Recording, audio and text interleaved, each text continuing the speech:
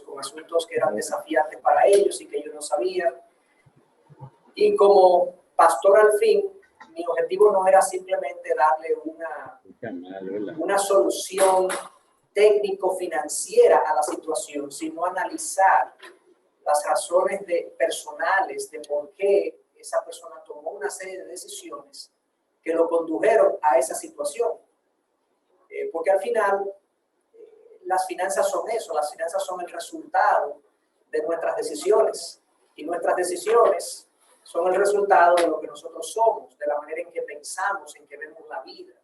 Y todo eso se manifiesta en el aspecto financiero, los resultados financieros de nosotros. Entonces, yo he traído, a petición de Karen Gibre, que ustedes conocen, de esta empresa, y es familia mía también, hermanos en Cristo, he traído un resumen de todo un material que tiene unas 9 sesiones, pero hemos tratado de condensar lo más importante, digamos, la esencia de ese material, en 2 sesiones quizás de media hora cada una, donde podamos tener un breve intercambio también. Esto estaba supuesto a comenzar un poco más temprano, por eso yo voy a cortar incluso un poco más lo que trae, pero no va a ser en detrimento del material.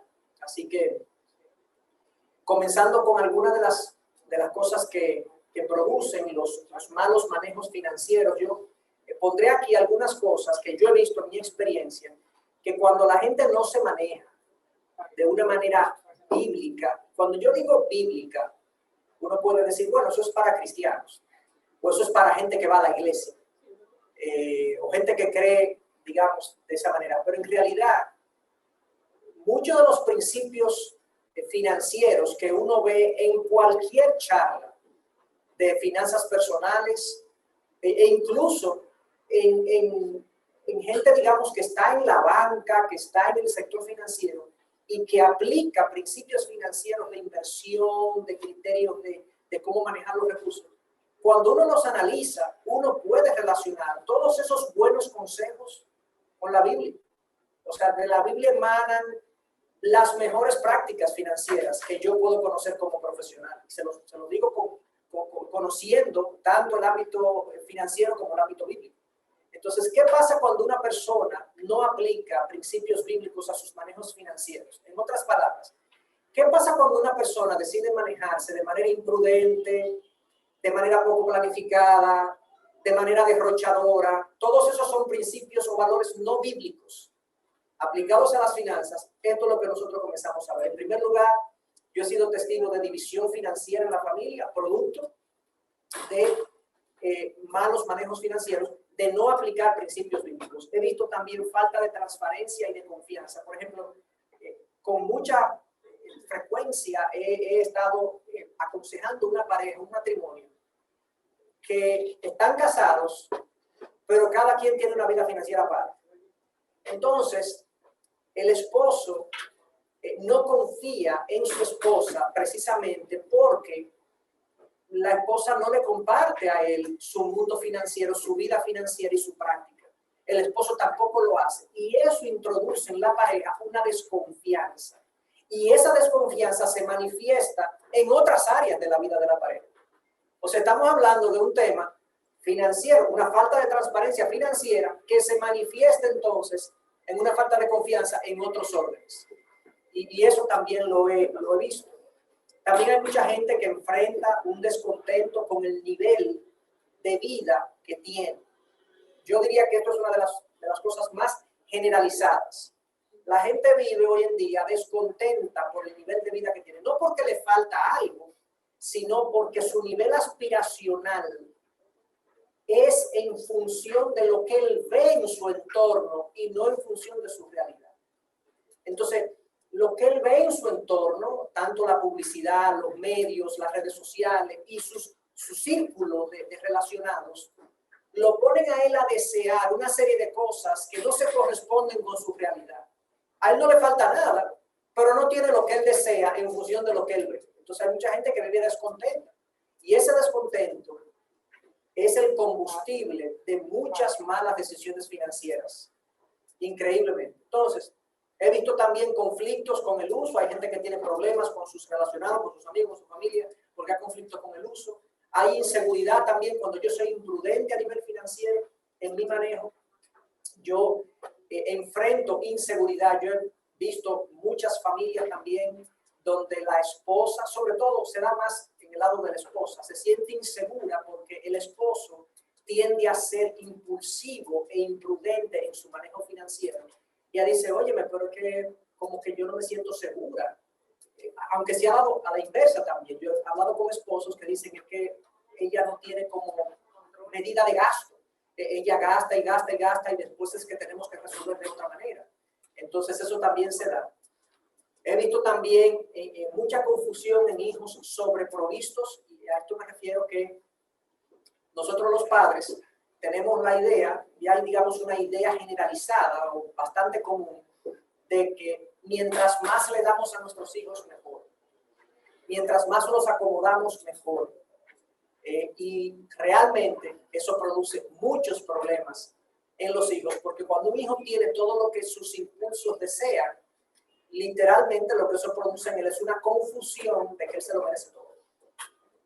Y cuando un hijo se cree, se piensa que se lo merece todo, yo estoy criando un narcisista que eventualmente voy a tener problemas con esa persona, con ese muchacho.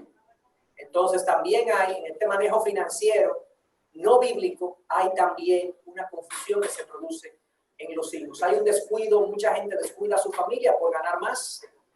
Mucha gente también tiene muy poca generosidad con el necesitado. Siempre el dinero para mí, no importa. Si es para mí, no importa. Pero si es para otro, somos sumamente rigurosos y prudentes. Y eso también hay un desbalance en ese tipo de decisiones, obviamente, porque yo creo que es un valor. Incluso si no tenemos la Biblia delante, es un valor ser empático, ser compasivo, ser solidario con otras personas. Entonces, eso es simplemente un listado limitado, no exhaustivo, porque hay muchos otros problemas que yo he visto que se presentan en la vida de la gente cuando la gente maneja sus finanzas de una manera con criterios que provienen de su propia manera de pensar y no de valores y de principios que tienen su asiento, como ya dije en la Biblia. Pero vuelvo y digo, para beneficio de los que no pudieron estar aquí en los minutos introductorios, realmente yo no quiero ver este tema como si fuera un tema para cristianos, aunque sí lo he presentado así, pero realmente los principios que vamos a ver son útiles para cualquiera que sea mi manera de ver el mundo, sea cristiano o no cristiana. Estos son principios que funcionan para un manejo adecuado de mi mundo financiero. Y como les dije al principio, en mi experiencia como profesional, como economista, he visto que muchos de los principios que los banqueros y demás aplican en el ejercicio de su profesión son principios que tienen su asiento en la Biblia, aunque ellos no lo saben así. No lo saben así. Entonces, hay cosas que están claras en la Biblia con respecto al tema del dinero. Yo quiero aquí mencionar 3 cosas, y de esas 3 cosas va a ser esta primera sesión. 3 aspectos, principios que están claros en la Biblia de cómo debe ser mi manejo financiero. Y yo no voy a entrar ahora en la albañilería de las finanzas. Yo quiero darle como una visión de altura, como 50,000 pies de altura, 50,000 pies de altura, de lo que la Biblia piensa acerca del dinero, porque esos son los fundamentos de nuestro manejo. Deberían ser los fundamentos de nuestro manejo. Cuando esos fundamentos no están bien, yo comienzo a tomar decisiones financieras incorrectas que me conducen a múltiples problemas. Entonces, ¿qué está claro en la Biblia acerca del dinero? En primer lugar, el dinero o las posesiones materiales no deben ser un fin en sí mismo en la vida de ninguna persona. Yo no sé si esto existe todavía, pero había una revista hace un tiempo que se llama Ritmo Social. Eso existe todavía, Ritmo Social. Sí. Bueno, ahí salían entrevistas con la gente, ¿verdad? Y uno veía gente de la High Society que lo entrevistaban, ¿verdad? Y decían, bueno, ¿qué tú crees de la vida? De cómo tú te has hecho a ti mismo, cómo tú has logrado lo que tienes. Y uno siempre escuchaba lo que esta gente respondía. ¿Qué es lo más importante para ti? La mayoría de la gente decía, bueno, Dios, mi familia. Y excúsenme que lo haga así, bla, bla, bla. Nadie responde, dice, no, para mí el dinero, o para mí hacerme de un patrimonio, o para mí lograr acumular una cierta empresa, pues eso es lo importante para mí. Nadie lo dice así, nadie lo plantea de esa manera, pero en realidad cuando uno ve en la práctica cómo la persona vive, cómo asigna su tiempo, qué decisiones toma, uno dice, no, pero es que esta persona no vive ni para Dios ni para su familia, que fue lo que él dijo, él vive para lo que él tiene. Su objetivo es ser rico, su objetivo es lograr acumular. Cuando ese es el objetivo de la vida de una persona, hay una estela de problemas que se producen. De todo tipo, a nivel personal, a nivel familiar, a nivel social. Cuando el dinero se convierte en el fin de nuestra vida, las posesiones, acumular, se convierten en el fin de nuestra vida, hay un problema. Pero la Biblia está clara con eso y ese es el primer principio. Vamos a ver un poquito más en detalle. Vamos a dar un doble clic a esto, de por qué la Biblia lo plantea de esta manera. En segundo lugar, definitivamente, para aquellos que tenemos una relación con Dios, el dinero definitivamente, la Biblia dice que es potencialmente destructivo en mi relación con Dios. Fíjense que digo, es potencialmente destructivo. Si no lo pongo en su justo lugar, pudiera afectar, destruir mi relación con Dios. Y en tercer lugar, claramente la Biblia dice que el dinero no es mío, aunque yo lo administre por este corto periodo de tiempo que estamos aquí en la tierra. El dinero no es mío. Yo cuando entro aquí al mundo, llego desnudo, llego sin nada, vivo la vida, me formo, me preparo, acumulo ciertas cosas y cuando me voy, lo que obtuve, lo que logré, lo que acumulé, lo dejé atrás. Esos son los tres principios en los que yo quiero concentrarme en la próxima quizás 20, 25 minutos. Darle un doble clic a estas cosas para ver qué sentido tiene esto que yo estoy diciendo. Estos son como las columnas de la cosmovisión bíblica acerca de las finanzas. O sea, cómo la Biblia aborda y ve el tema de las posesiones económicas en la vida de una persona, en la vida de un ser humano. Y qué es lo que debe pensar acerca del dinero. Comencemos con este tema de que el dinero no debe ser el fin de mi vida. Miren este versículo que Jesús lo enseñó, digamos, fueron palabras de Jesús en un momento dado, en Lucas 12:15, dice, y les dijo, esto es Jesús hablando, estad atentos y guardaos de toda forma de avaricia, porque aun cuando alguien tenga abundancia, su vida no consiste en sus bienes. Ese versículo, si le hiciéramos caso, realmente cambiar muchas cosas en nuestro manejo financiero. Fíjense que Jesús este es un momento dado donde Jesús está enseñándole a la multitud una serie de cosas. Hay una multitud frente a él está enseñando del cielo, del Espíritu Santo, él está enseñando cosas espirituales. Y hay un individuo que levanta la mano, no sabemos si levantó la mano o se puso de pie, y dijo, maestro, dile a mi hermano que divida la herencia conmigo. Ese es el contexto. O sea, este tipo está oyendo a Jesús hablando de cosas maravillosas, extraordinarias, pero él lo que estaba enfocado era en estos asuntos de la herencia. Y ilustra un poco la manera en que la gente vive. O sea, la gente vive más concentrada en la cosa de aquí que en la cosa de allá. Mira, yo tengo un problema con la herencia. Tú estás hablando del Espíritu Santo, del cielo, pero yo tengo un problema con mi hermano que no quiere dividir conmigo la herencia. Y Jesús le dice, pero ¿quién soy yo para ser árbitro entre tú y tu hermano? Y ahí inmediatamente, entonces, y le dijo al resto, a él y al resto, estad atentos y guardados de toda forma de avaricia. Él se dio cuenta, Jesús se dio cuenta, este tipo tiene un problema de avaricia. Avaricia es, dicho de manera sencilla, el deseo de querer más y más. El avaricioso no se sacia. El avaricioso quiere más, quiere más, quiere más.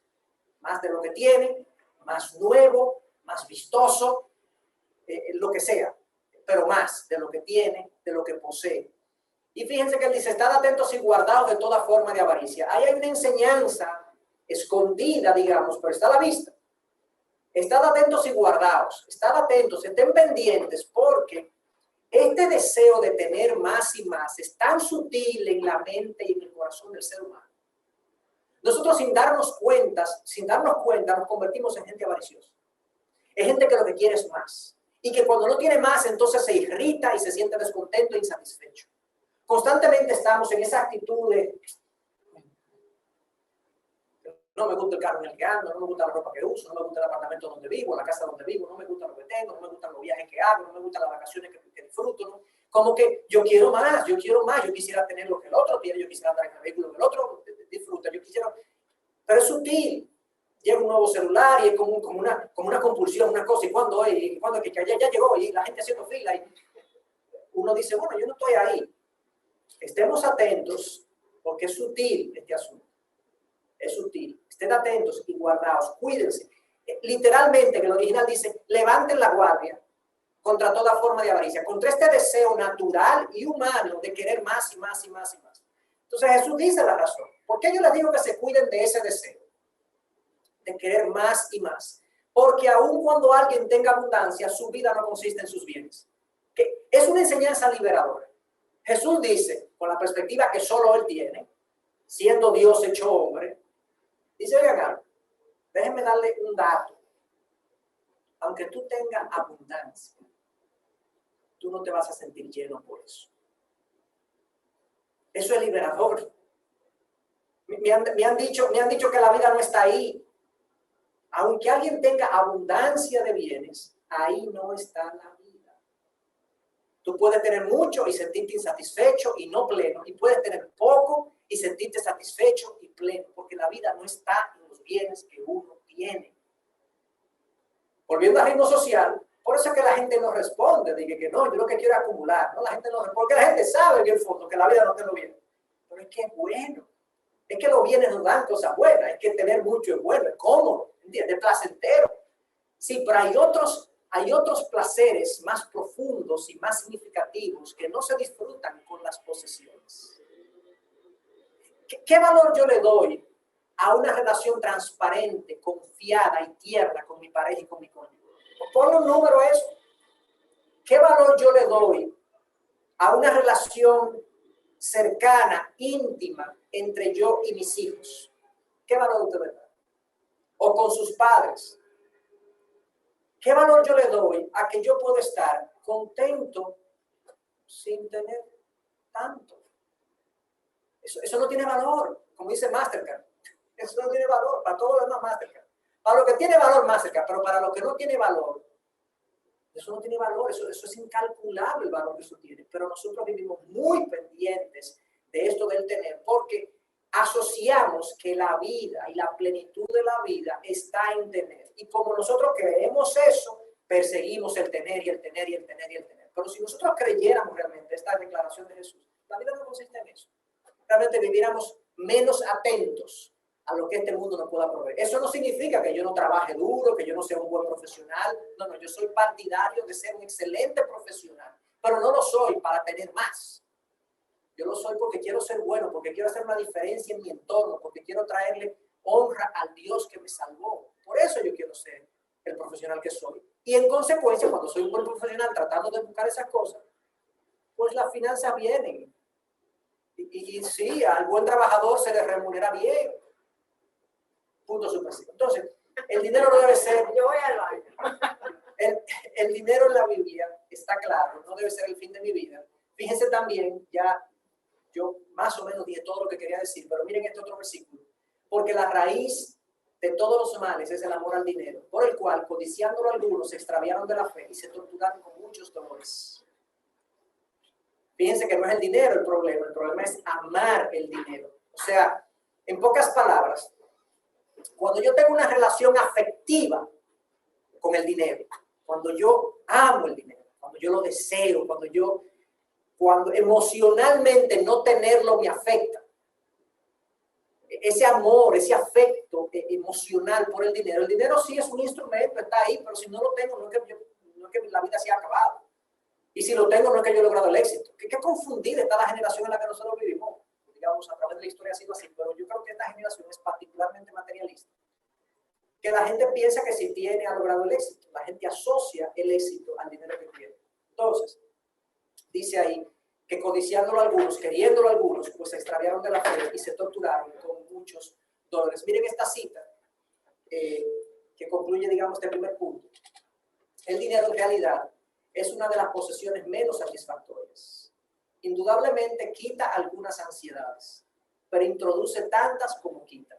Hay aflicción en su búsqueda, hay ansiedad en su conservación, hay tentaciones en su utilización, hay culpa en su abuso, hay dolor en su pérdida. 2/3 partes de todas las luchas, peleas y pleitos en el mundo surgen de una sola causa, el dinero. Y eso es una realidad. Eso es una realidad.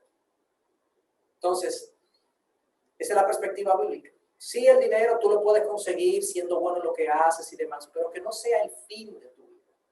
Que no tenerlo no te descorazone y que tenerlo no te ilusione. Porque tenerlo no te va a llenar y no tenerlo tampoco te va a dejar vacío, porque hay otras cosas que llenan el corazón, que no es el dinero que el hombre necesita.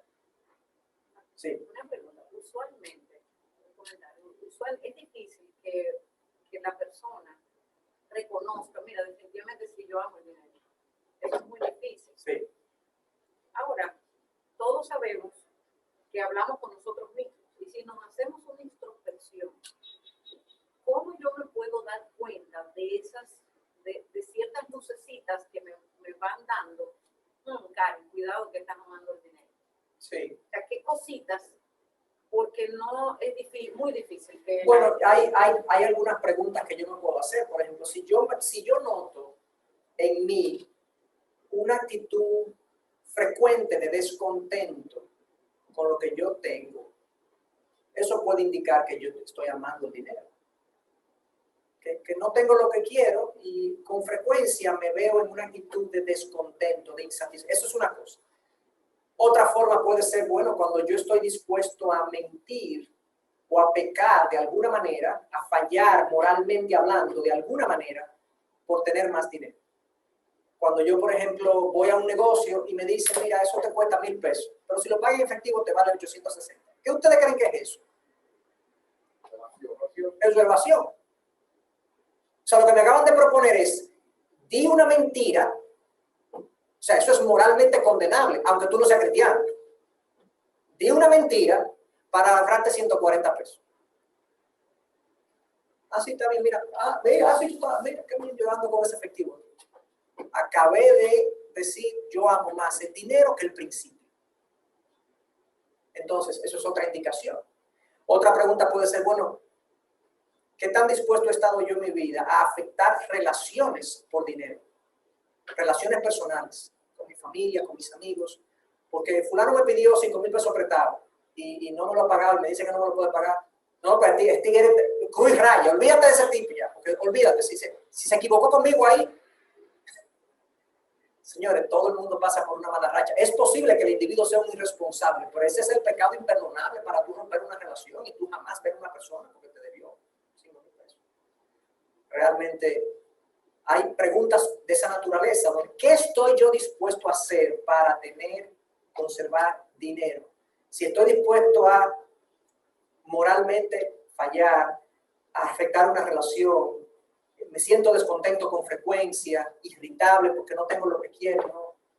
Eso posiblemente es una indicación de que yo tengo un corazón avaricioso, que yo pienso que si tengo, estaré contento, que si tengo, no, si ese individuo no me hubiese fallado, yo no tuviera problema con él, ¿no? Pero el dinero es el problema. Entonces, creo que eso responde a tu pregunta. Preguntas como esa. Entonces, número 2, segundo aspecto, el dinero es un peligro y tiene el potencial de destruir mi relación con Dios. Mateo 6:24 dice, ninguno puede servir a 2 señores porque o aborrecerá a uno. Lo que es una deuda hoy en día, yo le voy a poner algunos conceptos que se usan en el sector financiero y que la gente maneja, que son lo que yo llamo eufemismos de la deuda. No sé si ustedes saben lo que es un eufemismo, pero es una manera bonita de decir algo no tan bonito. Por ejemplo, en la Biblia a veces se habla de personas que murieron y se dice que durmieron. A veces se habla de las relaciones íntimas y se dice que una persona no conoció a su esposa hasta. Es un eufemismo, una manera de amortiguar quizás algo que es o no tan bonito, o crudo, o muy íntimo, y sutil, se dice un eufemismo. Entonces, hay algunos eufemismos de la deuda, como por ejemplo, la deuda es un instrumento. ¿Okay? La deuda es una oportunidad. Yo recibo mails con cierta frecuencia, ¿verdad?, de que me están ofreciendo un financiamiento. Ahora en la Feria de los Vehículos se le ofrecieron varias opciones, entonces uno se siente como un poquito honrado de que lo hemos considerado, ¿no? Exactamente, usted es un receptor de una tremenda oportunidad, y es un privilegio, es un beneficio, se requiere más acceso al crédito. Tenemos que democratizar el crédito y tenemos que hacer que más gente lo use y lo tome. Y hay un aspecto, sí, debo reconocerlo como profesional, que entonces, la deuda facilita muchas cosas. En la factura, o si no está. Si está en la factura hay problema, pero si no está, está bien, no hay problema. Bien. Considerar como un instrumento, pero por ejemplo, hay ciertas deudas, como endeudarme para irme de vacaciones, o endeudarme para comprar ropa, o endeudarme para cosas que son absolutamente gastos corrientes de mi vida, que no lo pudiera ver como una oportunidad o un privilegio o un beneficio. Es un problema realmente, lo que muchas veces la gente asume cuando se endeuda de manera ilegítima e innecesaria. Pero es tan común y tan normal el uso de la deuda, tan generalizado, que nadie se cuestiona a veces si vale la pena o debo o no tomar este crédito. Bueno, me lo están dando al 5. Yo conozco una persona, hace unos meses que hablé con ella, que le ofrecieron un dinero a una tasa, yo no recuerdo, no me acuerdo de la tasa, y esa persona lo cogió. Dijo, pero que, pues, imagínate, me lo estaban dando, no sé, a una tasa increíblemente baja, pero para que tú lo cogiste, tú necesitas, no, pero es que, o sea, es algo que hay que cogerlo, porque ¿cómo lo voy a dejar? Entiendo, o sea, ¿cómo lo voy a dejar? Yo veré qué hago con él. O sea, pero increíble, o sea, estoy hablando de un caso real. Entonces, en la Biblia, la deuda se ve de manera diferente. En general, la deuda se ve como algo negativo, en general. Porque, como les dije, hay cierto espacio para deudas legítimas, pero miren la visión general de la deuda. El rico domina a los pobres y el deudor es acreedor, perdón, y el deudor es esclavo del acreedor. Eso está en la Biblia, así mismo, textualmente. Uno dice, bueno, cuando yo debo algo, yo no soy, cuando yo tengo una deuda de un vehículo, de un, no sé, de una remodelación que hice en mi casa, cuando yo me endeudo, yo no soy esclavo. No, deja de pagar para que tú veas. Decide que esos 10,000 pesos de cuota, en vez de tú mandárselo al banco para tú pagar la cuota, tú no se lo vas a mandar al banco porque tú ese mes tienes otra necesidad. Y tú se lo vas a usar en comprar un aire acondicionado. Ve a ver si tú eres esclavo para que tú veas. Si no te van a poner un problema legal. O sea, uno está supeditado. La deuda te supedita a la voluntad del acreedor. Si tú firmas un contrato de deuda de cualquier naturaleza, a menos que no sea una tasa fija por cierto tiempo, que normalmente son limitados, pero ellos te ponen la tasa que ellos quieran. O sea, tú estás pagando 10,000 pesos, el año que viene la macroeconomía se alteró por algún motivo, la tasa sube al 14 y te mandan una notificación, dice que la tasa ahora es el 14 y tú estás obligado a pagarlo por contrato. O sea, hay una esclavitud. Lo que pasa es que los términos usados en esa época son diferentes a los que usamos hoy. Hoy tú estás contractualmente obligado. En otra palabra, esclavo. Ese es el término moderno, contractualmente obligado. El término en la época de la Biblia era esclavo. Entonces uno se debe al acreedor. De ahí que Dios dice, cuando habla de las bendiciones a su pueblo, dice, abrirá el Señor para ti su buen tesoro, los cielos, para dar lluvia a su tierra a su tiempo y para bendecir, y tú prestarás a muchas naciones, pero no tomarás prestado. Yo no voy a entrar en explicar ese pasaje, de si eso se aplica a los cristianos, a la iglesia, no. Simplemente quiero hacer notar que para Dios, cuando una persona es bendecida por él, dice, tú prestas y no tomas prestado. O sea, en general se ve como algo que no debería ocurrir cuando una persona se está manejando bien. Romanos 13:8 dice, no debáis a nadie nada, sino el amaros los unos a los otros, porque el que ama a su prójimo ha cumplido la ley. Algunos entendían que eso prohíbe la deuda en la Biblia, no debáis a nadie nada, pero en realidad no está prohibiendo la deuda. Yo traje este pasaje para luego concluir la visión general, porque quise traer este pasaje porque para algunos es una controversia que hay en la Biblia. Hay algunos hombres muy respetados en la iglesia que consideran que la Biblia prohíbe la deuda por este pasaje, pero es mi parecer que no lo hace, porque la Biblia habla en otros textos de que el cristiano, el hijo de Dios, puede tomar prestado, pero debe pagar y cumplir sus compromisos. Fíjense lo que dice aquí el Salmo 37:21, el impío pide prestado y no paga, más el justo es compasivo y da. O sea, El impío pide prestado y no paga. El que no es impío, o sea, el que es justo, pide prestado y paga. Eso es lo que está diciendo. O sea, si yo pido prestado, yo pago. Eso es lo que la Biblia dice. Entonces, la conclusión es que la perspectiva bíblica de la deuda pudiera resumirse en que, aunque la deuda en sí no es pecado, sus motivos pudieran ser pecaminosos y en otras ocasiones no es lo más saludable. Entonces, con esa introducción de lo que la Biblia entiende acerca de la deuda, yo quisiera hacer algunas precisiones adicionales. La deuda yo la veo como esta lámpara ultravioleta que atrae a los insectos y los atrapa. Es una luz caliente, es una luz tibia que genera deseo de cercanía de parte del insecto, pero cuando el insecto se acerca, ahí se queda. La deuda es más o menos así. La deuda me permite acceso a ciertas cosas que yo deseo, yo quiero tenerla porque, bueno, quiero un sofá nuevo, quiero un aire acondicionado nuevo, una televisión nueva, un carro nuevo, un apartamento, una cosa, pero cuando yo lo hago de manera imprudente, insensata, sin pensarlo bien, entonces cuando estoy en el lío, entonces, como el insecto, me quema y me genera muchos problemas. Hay gente que se endeuda sin criterio. Y como les digo, la visión bíblica es que no es ideal, es posible, pero no es ideal. O sea, hay ciertas condiciones en las que la deuda es recomendable. Yo quiero poner aquí como una escala donde cuando la deuda es legítima y cuando es ilegítima. Por ejemplo, hacia acá es una deuda ilegítima, hacia acá es una deuda legítima. Por ejemplo, cuando yo tengo un exceso de gastos, o sea, imagínate que en tu economía tú te das cuenta que todos los meses tú no llegas a pagar tu tarjeta de crédito completa, ¿ok? O todos los meses tienes que buscar hacer uso del extracrédito o buscar un préstamo personal o pedirle a un familiar que te preste porque tiene que llenar un huequito y tú ves que eso se repite el primer mes, 2 meses o 3 meses. Es un déficit recurrente, es un exceso de gastos recurrente. La deuda va a resolver eso. Lo que lo va a resolver es que tú te sientes y organices tu vida financiera. ¿Dónde es que se me está yendo el dinero? Diga, pero es que yo aquí estoy fuera de mi nivel. Y tú bajes tus gastos y tú acomodes tus gastos a la realidad de tus ingresos. Pero si tú lo que estás es financiando déficits recurrentes, eso es una deuda absolutamente ilegítima. Es posible que el primer mes que se te fue la chaveta en algo, cometiste una imprudencia, te pase.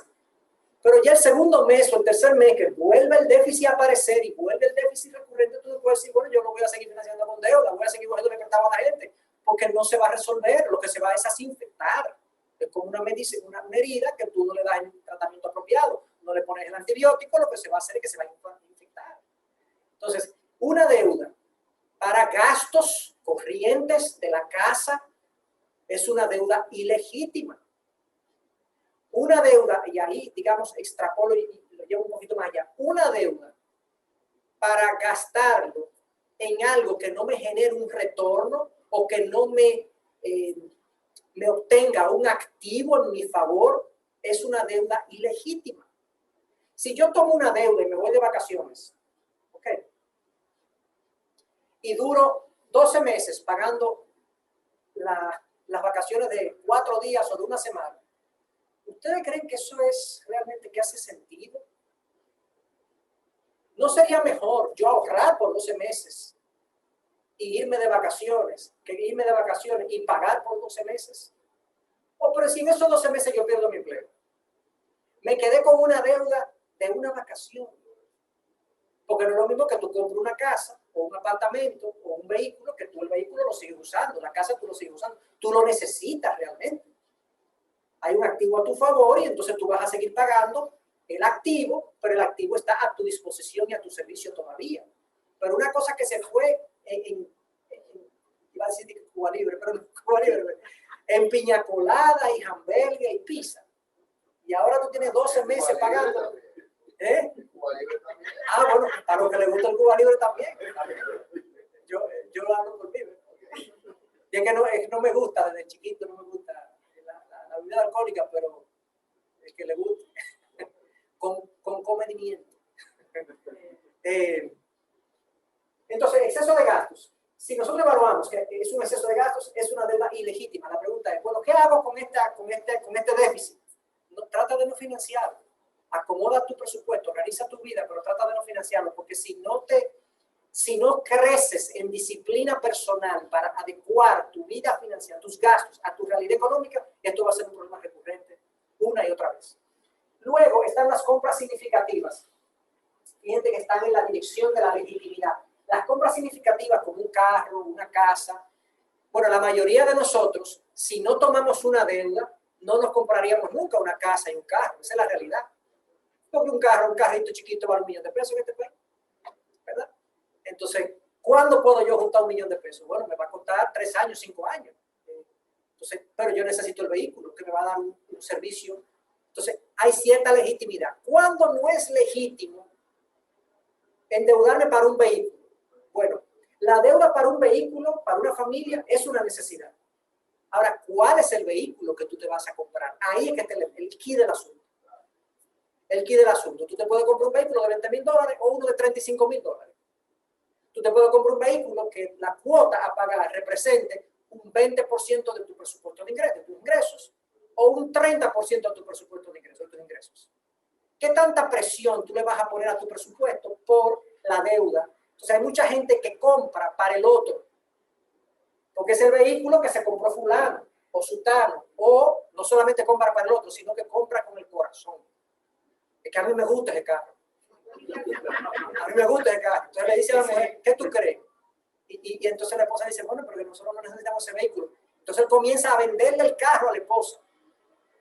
No, pero es que mira, compáralo con el otro. Mira, este carro tiene 4x4, tiene 3 asientos, tiene esto. Nosotros lo vamos a necesitar. Cuando digan que los muchachos están seguros ya. Exacto. Mira, este carro, mira, le busca indicadores de internet, la seguridad, no sé qué. Comienza a venderle el carro a la esposa. La esposa dice, bueno, pues ya, pues si es el carro que tú quieres, pues finalmente ya. Pero él compró el carro, pero no se fue como de lado. Ok, ande en el carrazo, pero no hay McDonald's, ¿entiendes? Señores, son contradicciones, porque compramos con el impulso y no balanceamos las cosas, estamos comprando realmente como si fuéramos niños. No lo que necesitamos, sino lo que queremos. La madurez, ¿qué es la madurez? Lo podemos definir de diferente manera. La madurez es cuando el hombre ya, la mujer, el hombre, el ser humano, logra vivir, no por lo que quiere, sino por lo que debe. Ya no me controlan mis impulsos, mis instintos animales. Me controla la razón, la sensatez, la prudencia. Y yo hago lo que debo, no lo que quiero. Porque a veces lo que quiero no es lo que debo. Entonces, las compras sí, la madurez. Digo que la madurez se logra cuando uno puede vivir conforme a lo que debe y no a lo que quiere. Porque es el niño que vive según lo que quiere. Y nosotros los padres le decimos, no, mijo, ahora no. Esa paleta antes de la comida, no te subas ahí. No te puedo comprar eso. O sea, nosotros estamos enseñando a nuestros niños, vive por lo que debes, pero cuando se trata de nosotros también somos a veces como infantiles, porque cuando nos entusiasmamos con un vehículo, nos entusiasmamos con un celular, nos entusiasmamos con un apartamento, nos entusiasmamos con un mobiliario, es lo que queremos y no lo que debemos y no lo que podemos según nuestras vidas financieras. Entonces, la gente vive complicándose porque quiere financiar sus impulsos, sus competencias con otros, su falta de control propio, sus inseguridades personales. ¿A qué me refiero? Hay gente que se muda, ¿verdad? En un lugar, no invita a nadie hasta que no tenga el lugar montado. No, porque ¿cómo invitar a gente? Aquí no tenemos, mira cómo está todo feo. ¿Qué va a decir la gente? ¿Qué va a decir la gente? Que te mudaste y no has podido comprar todavía el asunto. Ahora, hay otros que van a decir, oye, pero que gente más tirada. Pero es la inseguridad que nos lleva a vivir de esa manera. ¿Me explico? Entonces nos metemos en una deuda para meterlo en mobiliario para que cuando la gente venga diga, wow, qué bien le dio fulano. Qué lindo está la cara. Ay, fulana, qué bien. Ay, sí, gracias. Pero hasta aquí, hasta el cuello está con la cuota. Exactamente. Entonces, y llega lo que pasa. Y hay, si uno de la pareja pierde el empleo, Ay, si el negocio no va tan bien como iba hace un año atrás. Ay, si se presentan esos imprevistos que papá se enfermó. Ay, si se presenta, porque vivo con la soga al cuello, no hay margen. Entonces, por último, situaciones imprevistas que son absolutamente legítimas, un desempleo, una enfermedad de un hijo, por ejemplo, hay que buscar donde haya que buscar, porque eso son absolutamente necesidades legítimas. Entonces, fíjense cómo esto es como un medidor de qué tan válida es la deuda en ciertas necesidades personales. Yo grafiqué, digamos, lo que yo he denominado el ciclo de deuda, que también le llamo como la tormenta perfecta, para que una persona tenga problemas financieros. Lo que más común en la gente es eso, que la gente consume más de lo que necesita. La gente vive consumiendo más de lo que necesita. ¿Okay? Y a veces sus consumos no diferencia bien lo que son deseos de necesidades. Hay necesidades, por ejemplo, el cuerpo humano necesita proteína, pero no tiene que ser churrasco. Ok. ¿Me entendieron, verdad? ¿El vengo de llevar Jobrio hoy? Sí, necesitamos. Ahí sigo ese ejemplo, transpórenlo a los vehículos, transpórenlo a la venezolana, a la televisión. Entonces, sí, hay que tener una televisión, no tiene que ser de 65 pulgadas. Ok. ¿Ustedes me entienden? Pero esto es tan automático, este criterio de nuestra cultura es tan automático que no es siempre lo mejor, lo más último, lo más brilloso, lo más bonito. Ok, para que el otro diga, para que el otro vea y por eso lo que yo quiero, impulsos, competencia, envidia, todo se mezcla para llevar un estilo de vida donde uno consume más de lo que necesita. Y eso es una falta de contentamiento, de dominio propio que nos lleva a ese estilo de vida.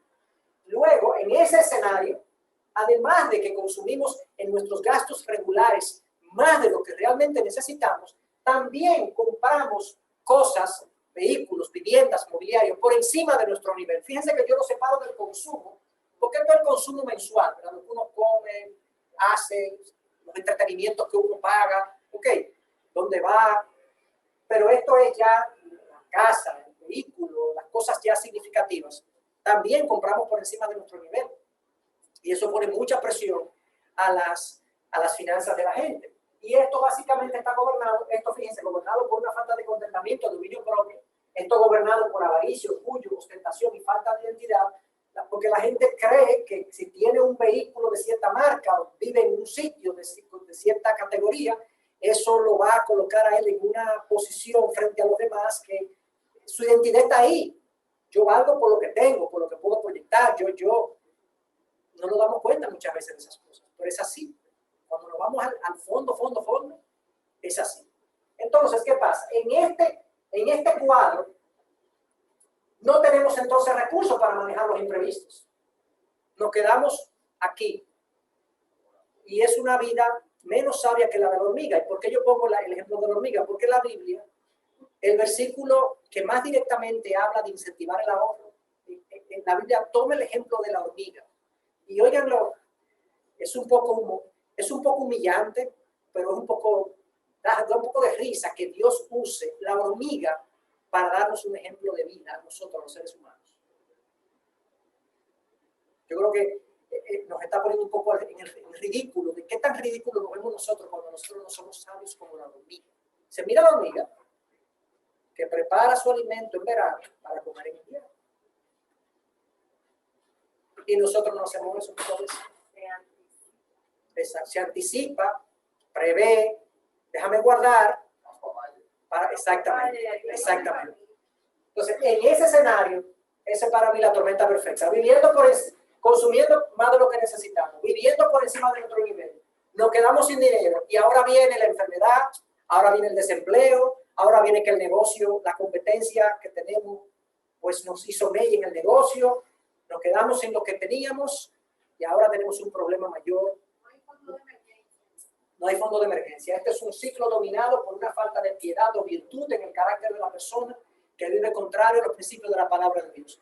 Y yo puse la palabra de Dios porque yo di esto en el contexto de la iglesia, pero esto es cierto quitándole palabra de Dios. Y si tú vives contrario a los principios de prudencia y de sensatez de las finanzas, esto es lo que va a pasar. Y esto es lo más común que la gente experimenta. Entonces, ¿qué yo debo hacer en general para yo vivir una vida libre de deudas? Digamos, en primer lugar, hay una estrategia espiritual y hay una estrategia financiera. La estrategia espiritual yo me refiero a que si yo no cambio los patrones en mí, los valores en mí que me están llevando a vivir como yo vivo, yo no voy a hacer nada. O sea, si yo no entiendo que el dinero no me da identidad, que el carro en el que yo ando no me da valor, que yo para estar contento no necesito más, si yo no cambio eso y no modifico mi manera de pensar, yo siempre voy a vivir tentado a tener más, a querer más, a ostentar, a vivir para el otro. Entonces, es la estrategia espiritual. La estrategia financiera es, bueno, ya decisiones financieras a nivel práctico que tenemos que tomar para vivir de acuerdo a ciertos principios. Entonces, rápidamente, y ya con esto concluyo, ¿cuál sería una estrategia espiritual para la salud financiera? En primer lugar, arrepiéntete. O sea, nosotros decimos, en el contexto de la iglesia, arrepiéntete. O sea, entiende que te has manejado mal. Eso yo le diría a cualquier persona, incluso que no sea cristiano, entiende que te has manejado mal. Te has manejado mal. Tus decisiones financieras han respondido más a lo que el otro dirá o a lo que el otro piensa que a lo que realmente tú necesitas. Entonces, cambia tu manera de pensar. Ese no debe ser el criterio para tu tomar decisiones. Aquí decimos, honra a Dios con tus bienes. Eso en el contexto de la iglesia decimos, comienza a financiar el reino de Dios de alguna manera. Yo lo explico más en el contexto de la iglesia. Número 3, considérate mayordomo y no dueño. Mírate a ti mismo como un mayordomo, no dueño. Por lo tanto, no te creas que tú puedes hacer con el dinero lo que a ti se te ocurra, siempre y cuando tú lo tengas. No. ¿Cuáles son los principios bíblicos que tú vas a vivir, con los cuales tú vas a vivir en tu vida, a pesar de que tú tengas el dinero? Número 4, pregúntale al Señor, bueno, ¿qué hago, Señor? Esta pregunta no es una pregunta mística, de que Dios te va a hablar y te va a decir tú lo que tienes que hacer las cosas. No, no. En la Biblia hay principios prácticos de qué hago, Señor, qué hago con mi familia, qué hago con el gobierno, qué hago con la iglesia, qué hago con los necesitados. Esas son en mi libro. Yo hablo de 4 áreas o 5 áreas de responsabilidades financieras bíblicas, mis deberes financieros bíblicos, que son hacia Dios, hacia el gobierno, hacia mi familia, hacia mí y hacia los demás. La Biblia dice que yo debo hacer en esas 5 áreas. Hay deberes financieros que el dueño me dice, ten en cuenta esto. Esto es lo que yo quiero que tú hagas con el dinero. Entonces, ahí están yo los detalles en uno de los capítulos, creo que es el penúltimo. Número 5, conténtate con lo que el dueño te da. Si tú no estás contento con lo que tienes, es difícil que estés contento con lo que vas a tener. Porque el contentamiento no depende de la cantidad. Es una actitud del corazón. Hay gente que tiene mucho que está descontenta. Hay gente que tiene poca que está contenta. Y viceversa. No depende de la cantidad. Depende de una actitud de estar agradecido. En realidad, nosotros decimos los cristianos, nosotros siempre estamos mejor de lo que deseamos, de lo que merecemos. Porque en realidad nosotros lo que merecemos es el juicio de Dios. ¿Ustedes no se han dado cuenta que Dios hace llover sobre buenos y malos? Que Dios saque el sol sobre buenos y malos. Hay gente que está acabando con este mundo y Dios le da la oportunidad de vivir todavía. Ese individuo debería estar condenado. Y uno dice, ¿por qué Dios no mata a esa persona? ¿O por qué Dios no sale de ese individuo? Bueno, si Dios decidiera condenar a todo el mundo, todo el que está pecando, nos matara a nosotros también. Porque nosotros somos pecadores también. No como aquel, pero somos también merecedores de la justicia y la rectitud de Dios. Por eso fue que Cristo tuvo que venir y morir por nosotros en la cruz. Por eso es que Él pagó por nosotros nuestra culpa. Entonces, conténtate con lo que el dueño te da. Número 6, entiende que los verdaderos tesoros se acumulan en el cielo, no aquí.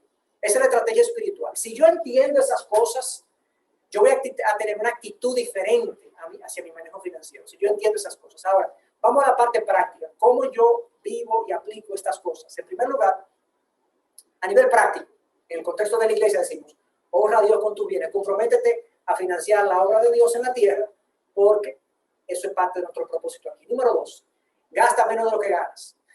Esto parece obvio, pero eso es lo más difícil de todo. Yo me he sentado con personas que vienen a buscar consejería o dirección en el ámbito financiero. Entonces yo le digo, bueno, tú tienes un presupuesto. Bueno, yo no tengo un presupuesto como tal, pero ok, vamos a hacerlo más o menos aquí. ¿Cuánto tú ganas? Y la persona dice,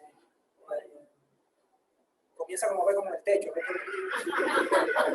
A ver si sale el nombre. Descontando la AFP, descontando, sí, de lo que te llega a ti, lo que tú recibes. Exactamente. Pero ya yo sé, o sea, ya cuando él hace esa pregunta, ya yo sé que él no sabe exactamente cuánto que le cae a su cuenta. Y hay mucha gente que es asalariada que no sabe exactamente cuánto que recibe cada quincena. Y si tiene un negocio peor, tiene un negocio propio, ¿cuánto tú más? Bueno, yo cojo lo que necesito. O sea, que tú, esa es la caja chica. Tú no tienes un sueldo, tú te manejas como una caja chica en tu negocio de tu casa. Hay un problema. Lo que pasa también es que la mayoría de las personas, o sea, no empiezan un presupuesto con los ingresos, lo empiezan con los gastos. Claro. Tanto servicio, agua, luz, teléfono, cable. Y ahí voy. Y ahí es que está mal. ¿Pero qué pasa? Mucha gente no sabe lo que gana, pero lo que gasta, lo que tú dices. Entonces mi segunda pregunta es, bueno, más o menos ¿cuánto tú gastas en tu casa, en tu familia? Otra vez, el techo. Mira, eso incluye el seguro de vehículos, sí, todo. El colegio, sí, todo. Y lo que le doy a mamá, sí, todo lo que tú gastas. Ya yo sé que no tiene un presupuesto hecho. No, pero yo voy a hablar con Carlos. Ya le no tiene un presupuesto hecho. O sea, es un tema, o sea, la gente no sabe cuánto gana y cuánto gasta. Y de hecho, yo lo pongo a hacer, mi primera reunión les digo, hagan un presupuesto y tráenlo. Cuando me lo traen, yo comienzo a ver. Normalmente tiene una subestimación de gastos entre un 25 y 30%. Siempre. Nadie me ha hecho un presupuesto cabal. Yo digo, ¿y tú no compras ropa? Ah, no, pero que eso es una vez al año. Pero una vez al año. Por eso que la gente dice, ¿dónde es que se me va bien el dinero? Pon ropa. ¿Y cuánto tú gastas? Porque un pantalón vale 2,000 pesos. ¿Ok? En Anthony al 70, ya van por el 70%, el 50% es lo normal, ese es su precio normal, 50%. Entonces, tú no compras ropa, ¿no? Sí, bueno, cada día, ponlo y mensualízalo. Y aquí tú no le cambias la goma al carro. Cada 2 años tú no le cambias goma. Bueno, cada 2 años tú tienes que gastar 20,000 pesos en goma, ¿verdad? Eso es lo que valen 4 gomas de un carro pequeño. O de 4 gomas. ¿Qué? Eso no vale. ¿El qué? La goma no Que ella es la que la compra ya. Súbalo, chica, hay una inflación. Está bien, es más todavía. Y tú aquí, bueno, yo no veo el seguro del vehículo, bueno, una vez al año lo pagamos, sí, bueno, pero una vez al año tienes que ponerlo. Y el mantenimiento del vehículo, tú no lo pones aquí. No, porque yo lo mando cada 4 o 5 meses, tú tienes que ganar por lo menos 5,000, 6,000 pesos. Y lo imprevisto, tú no tienes imprevisto, no se te daña la bomba, no hay que pintar el apartamento a final de año, ¿no? Cuando uno comienza a ponerle, y tú no vas de vacaciones, oigan todo, exactamente, tú no vas de vacaciones. Bueno, pastor, pero eso es, pon una cuota mensual de vacaciones, porque tú una vez al año, una vez cada 2 años, tú sales de la ciudad y te gastas 30,000 pesos en una vacación. Cuando yo entro todo eso, siempre sube entre un 20 y un 30% el presupuesto que me trajeron. Y la gente dice, pero ahora es que yo entiendo, porque yo no sabía dónde era que se me iba. Claro, cuando tú tienes que sacar 20,000 para la goma, 30,000 para la pintura del apartamento, para otras cosas, cuando tú sumas, a ti se te fue un dinero, entonces tú no puedes pagar la tarjeta de 100,000 pesos mensuales, o bimensuales. La gente está descuadrada porque no tiene un orden, no sabe esto. Entonces, a nivel práctico. Y de hecho, me pasa también que la gente, tú le preguntas, ¿cuánto tú debes? Y bien, También, la misma también, cosa, claro. el mismo mirar al techo. Sí, claro. Y te dicen 2 deudas, ¿no? La tarjeta de la Escocia y la de... Sí. Eso es todo lo que tú debes. Bueno, no, y cuando esa, o sea, cuando tú ves toda la deuda, es un mazo de deuda, pero te la van diciendo como Normalmente, el que tiene problemas de deudas, hay un punto donde ya la persona deja de contabilizar las deudas. Sí.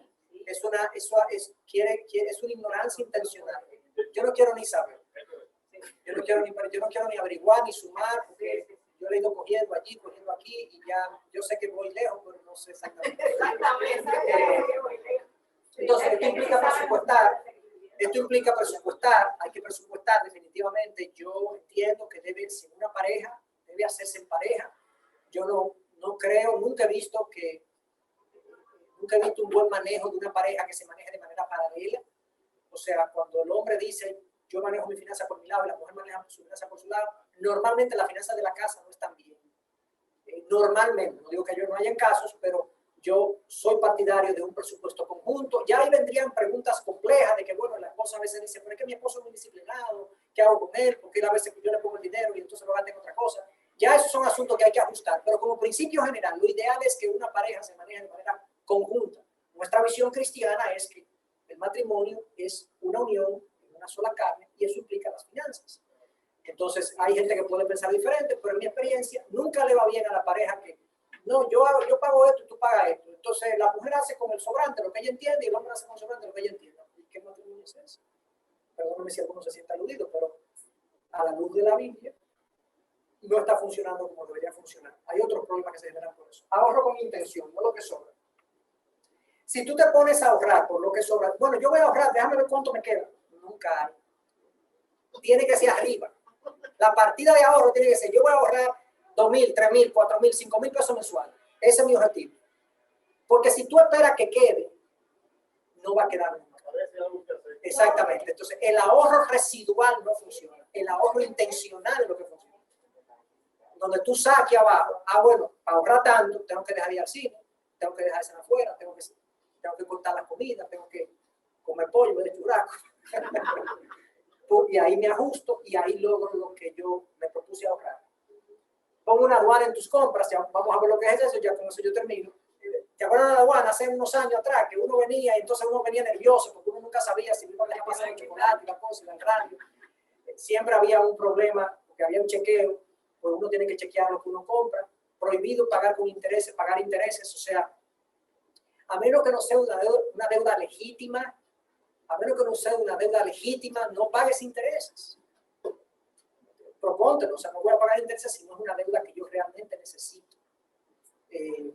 Y por último, no sigas la corriente de que vivir lo comido por lo servido.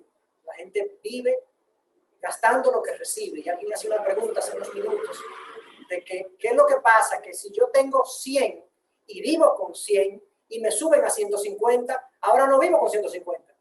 La Biblia dice eso, que cuando crece el ingreso, crece lo que los consume. Bueno, uno se pone creativo. Uno comienza a desear cosas que uno no deseaba antes porque no estaban a su alcance, pero ahora uno comienza a gastar. Realmente el que se desborda gastando cuando le aumentan, no ve el aumento. Entonces uno tiene que tener un comedimiento y un criterio para, el mismo criterio que yo usaba para mantenerme en un presupuesto más bajo, el mismo criterio que utilizo cuando subo de nivel, a nivel de ingreso. Sí. En el anterior, esos son estrategias, obviamente. Sin embargo, ¿qué pasa cuando ya, porque eso luce ser el pre? Sí. O sea, como yo soy precavido de no caer en una crisis financiera personal. Ahora, ¿qué pasa cuando ya lo estoy? Sí, yo tengo un slide, pero no lo traje aquí, donde qué hacer para salir del problema financiero. Déjame concluir con las compras y voy a hablar de algunas cosas de las que me dijiste. ¿Qué hacer para salir de una situación de deuda ya significativa? Exactamente. Entonces, ya la aduana en las compras, yo esto lo hago de manera automática en mi vida, o sea, primero yo me pregunto si yo necesito lo que voy a comprar. Segundo, ¿por qué lo necesito? Para yo realmente justificar mi compra. En tercer lugar, lo necesito ahora. Y en cuarto lugar, hay una alternativa más económica. Le voy a ilustrar esto con algo que me pasó a mí hace unos años. Yo entramos a Priceman, mi esposa y yo. Entonces, como siempre pasa, ¿verdad? Uno entra a Priceman juntos para el carnet, pero cada quien coge por su lado. Entonces, ella cogió para el supermercado, yo cogí para la parte de lo electrónico. Nos montamos en la caja. Entonces, ella con su carrito y yo llego con una cajita de un teléfono inalámbrico ahí bajo mi brazo. Entonces, ella me ve llegar y me dice, ¿y eso? Y yo, bueno, un teléfono inalámbrico, porque el de la casa está, tú lo has visto, la goma de atrás está fea, dice ella, pero sí, pero eso funciona. O sea, eso se está despegando la goma, o sea, una goma como de agarrar, la que tenía atrás, el teléfono que teníamos. Sí, pero eso está bueno. ¿Cómo nosotros vamos a tener un teléfono así? O sea, ¿qué va a decir que llega a la casa? Porque la gente no ve ese teléfono. O sea, ¿cuál es el problema? Que siga funcionando. Entonces, yo no me di con argumentos, o sea, porque no había una necesidad, no necesitábamos lo que íbamos a comprar, ¿ok? Por lo menos no ahora. Y yo me vi sin argumento y lo que le dije, o sea que yo no tengo derecho a comprar un teléfono. Yo no tengo derecho a comprar un teléfono inalámbrico. ¿Sabes lo que me respondió? No. Y yo, está bien. Y fui y puse el teléfono en su lugar. Después, como 4 meses más adelante, el teléfono se cayó. No fui yo que lo boté, se terminó de romper. Y conseguimos uno en Amazon a mitad de precio. Entonces, no lo hicimos en el momento que yo entendía, no lo necesitábamos realmente. Yo estaba comprando por los criterios incorrectos. Esto ya yo lo hago de manera automática. No quiere decir que yo no lo como un helado un día por un impulso que tengo, o sea, pero hay cosas que yo me pregunto, ¿realmente lo necesito ahora? A veces tiene que ver con ropa, a veces tiene que ser con cosas que le quiero hacer, un mantenimiento que le quiero hacer al vehículo, cosas que demandan un poquito más de recursos. Me pregunto, ¿lo necesito? ¿Por qué lo necesito realmente? Porque a veces me digo, no, pero no hay necesidad de cambiar. O digo, no, pero esto puede esperar, yo puedo esperar un par de meses más para yo cambiar eso. Y cuando lo decido, entonces busco la alternativa más económica. Cuando eso es así, la verdad que uno normalmente lo que llega a gastar, uno lo gasta porque realmente lo necesita. Entonces es mi recomendación, que uno tenga eso como una norma de vida. Y esto se lo pasamos a nuestros hijos. O sea, esta es una práctica que yo lo hago constantemente cuando ellos me piden algo. Y no sé si a ustedes les pasa, pero bueno, nuestros hijos como están expuestos hoy en día a internet y demás, mis hijos entran a Amazon, ellos buscan la cosa que quieren, no sé qué, y me dicen, papi, yo realmente tengo los recursos para la mayoría de las cosas que ellos me piden. Recientemente mi hijo mayor me pidió una mesa billar, para eso no hay cuarto, pero yo le dije, no, mi hijo, pero imagínate, ¿cómo te una mesa billar con dineral? ¿Dónde vamos a poner eso? En fin, pero ahí me desvío un poquito. El punto es que yo constantemente estoy con ellos. Mi hijo, por eso no se necesita ahora. ¿Cuál es la cosa? Tú puedes hacer esto, tú puedes hacer aquello, usa esto. Enseñándolos a dominar sus impulsos para cuando ellos crezcan, no sean presas de estas intenciones constantes de estar comprando. Entonces, resumiendo todo, ya aquí es el final, resumiendo todo, en realidad mi lectura es que los problemas financieros, la mayoría de los problemas financieros, no es porque se descalabró nuestra economía, es por nuestras decisiones malas, impulsivas, producto de nuestra inseguridad, producto de valores trastocados, porque pensamos que uno vale por lo que tiene y por lo que muestra y no por lo que uno realmente es. La mayoría de los problemas. Sí, ciertamente hay gente que se le trastoca la vida financiera porque perdió un empleo, se le enfermó un familiar, tuvo un problema y se produce una situación. Pero esos son los menos. La gran mayoría es simplemente decisiones del día a día. Vivimos más, consumiendo más de lo que queremos, más que de lo que necesitamos. Vivimos por encima de nuestras necesidades, de nuestro nivel. Cuando vienen los problemas, en vez de resolver, bajar los gastos, lo que hacemos cuando nos endeudamos, y cuando estamos hasta aquí decimos, ¡ay, ayuda! Pero pudimos haber previsto todo eso de una manera anticipada, sensata.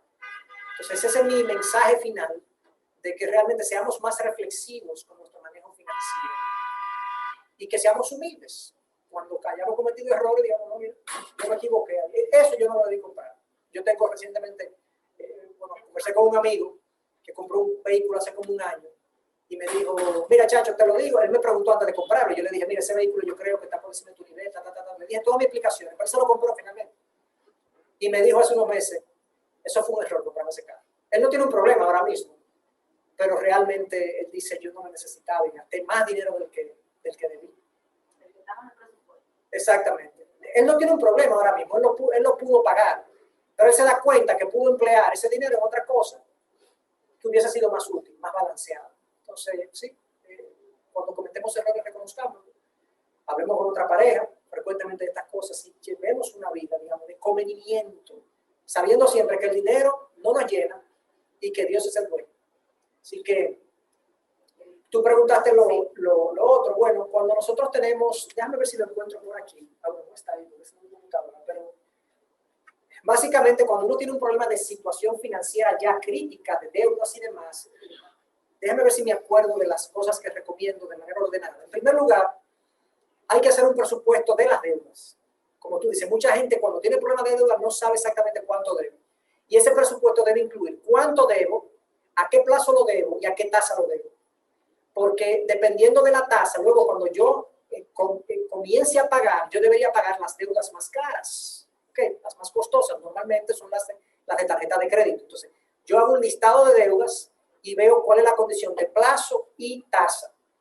En segundo lugar, obviamente tengo que hacer un presupuesto de mis gastos para poder generar lo antes posible o un equilibrio o un superávit para poder comenzar a pagar estas deudas. Entonces, una vez yo tengo esos dos presupuestos, yo tengo que comenzar a, primero, yo recomiendo dar la cara a los acreedores, a los bancos, a las personas que le cogimos prestado. Usted no se imagina lo que la gente, los bancos incluyendo, están dispuestos a hacer por el acreedor que da la cara.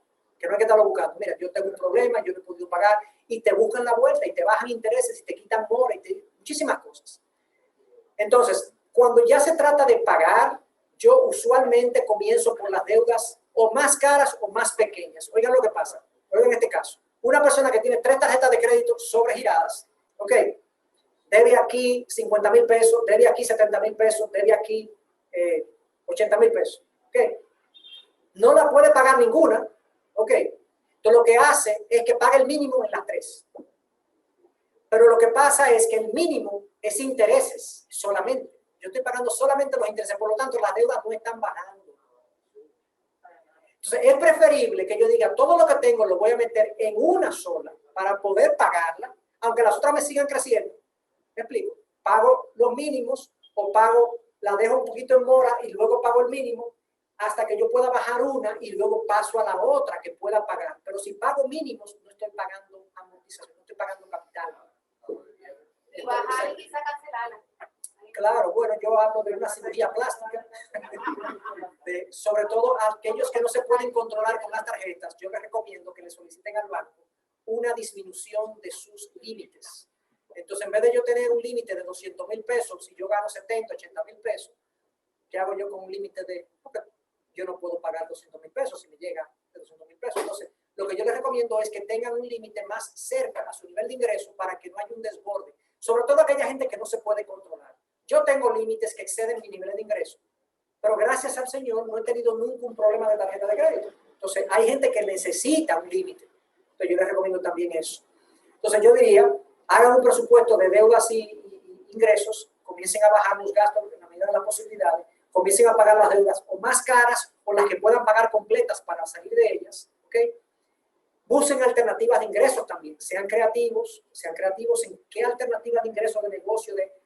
Hay personas, por ejemplo, que su esposa no trabaja y demás, quizás temporalmente puede encontrar algún empleo part-time o algo que pueda generar un ingreso adicional para poder pagar. O sea, ahí voy caminando con esa persona hasta que logre, pues, resolver su situación. La di muy rápido ahí, pero... Así que, nada, muchas gracias a todos y...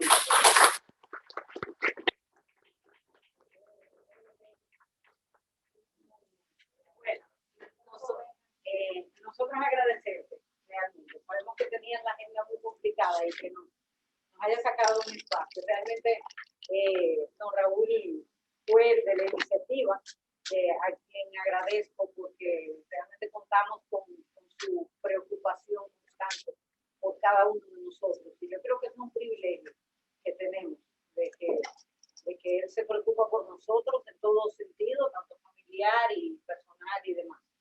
Por un lado, y por otro lado, damos gracias a Dios y a ti de que hayas podido venir y compartirnos de una manera tan práctica. Y aunque la idea era que pudieran algunos tener el libro, sabemos que no todos han podido, pero aprovecho el medio para mostrárselo.